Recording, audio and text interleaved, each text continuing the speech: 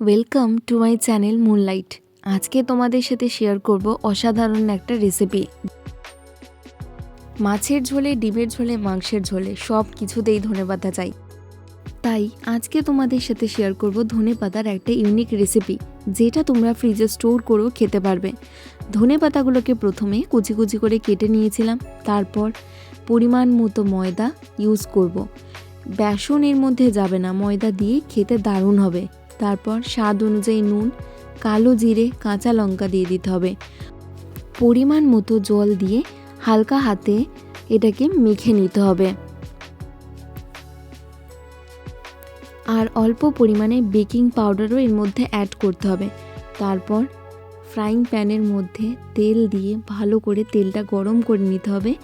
আর একে একে বড়ার শেপ দিয়ে, যে যেমন খুশি শেপ দিয়ে এটাকে ভাজতে পারো।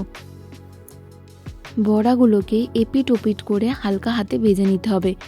তো তোমরা এটা কিভাবে স্টোর করবে আগেই বলে দিই।